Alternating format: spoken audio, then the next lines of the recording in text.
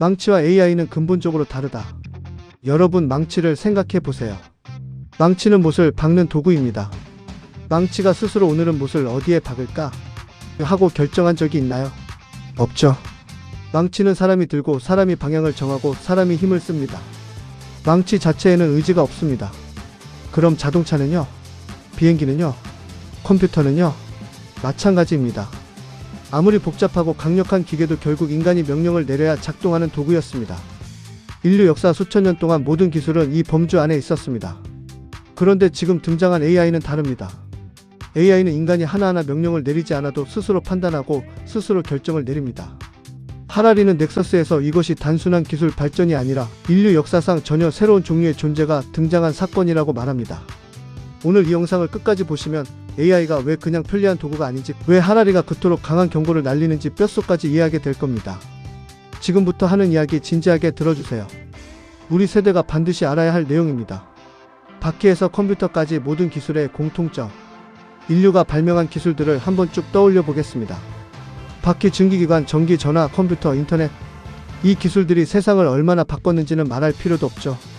산업혁명을 만들고 도시를 세우고 세계를 연결했습니다.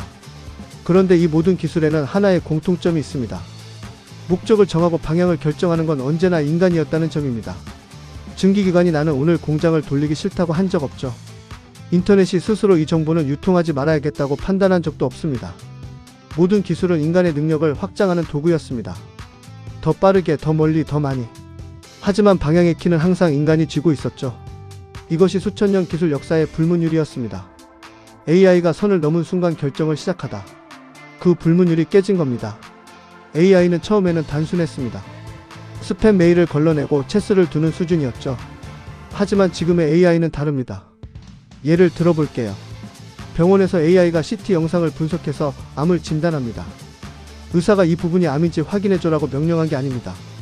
AI가 수백만 장의 영상을 스스로 학습해서 스스로 패턴을 찾고 스스로 이건 암일 가능성이 87%라는 판단을 내립니다. 법원에서는 AI가 피고인의 재범 가능성을 판단합니다.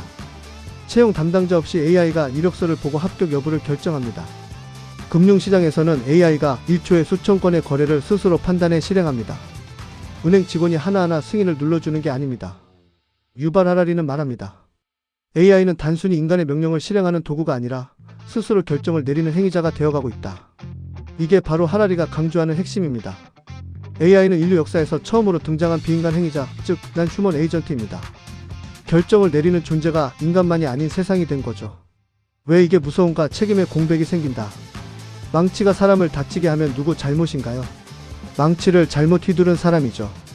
자동차가 사고를 내면 운전자입니다. 모든 도구에는 책임을 지는 인간이 있었습니다.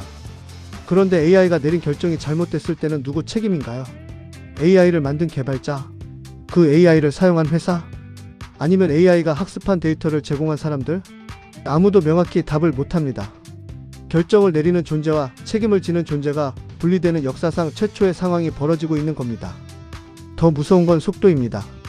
AI는 인간이 이해하거나 검토할 수 없는 속도로 결정을 내립니다. 2010년 미국 주식시장에서 단 45분 만에 시장 전체가 폭락했다가 회복된 사건이 있었습니다.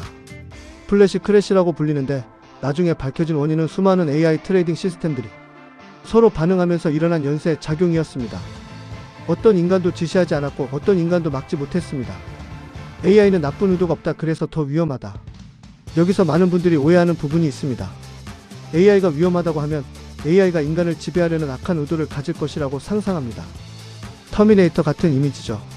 하지만 하라리는 그 반대의 지점을 경고합니다. AI는 아무 의도가 없습니다. 나쁜 의도도 좋은 의도도 없습니다. 그저 주어진 목표를 최적화할 뿐이죠. 그리고 바로 그게 문제입니다. 유튜브 알고리즘은 사람들을 극단적으로 만들려고 설계된 게 아닙니다. 그냥 시청시간을 늘려라는 목표를 최적화하다 보니 자극적이고 분열적인 콘텐츠를 추천하는 게 가장 효율적이라는 걸 스스로 학습한 겁니다.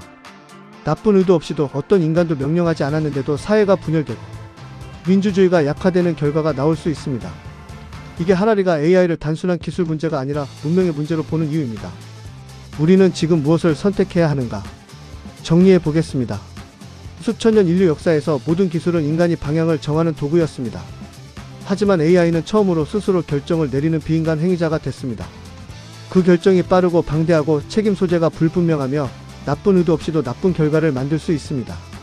하라리의 메시지는 AI를 쓰지 말라는 게 아닙니다.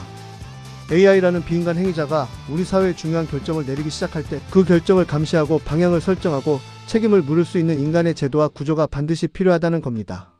지금 전 세계 정부, 기업, 시민들이 이 문제를 어떻게 풀어야 할지 씨름하고 있습니다. 그리고 이 답을 지금 우리 세대가 찾아야 합니다. 왜냐하면 하라리의 말처럼 21세기의 기술은 훨씬 더 강력하고 우리에게는 실수할 여유가 없기 때문입니다. 다음 영상에서는 4번 주제 진실 대 질서의 딜레마, 인류는 왜 거짓도 용인해왔는가를 다룹니다. 구독과 알림 설정 꼭 눌러주세요.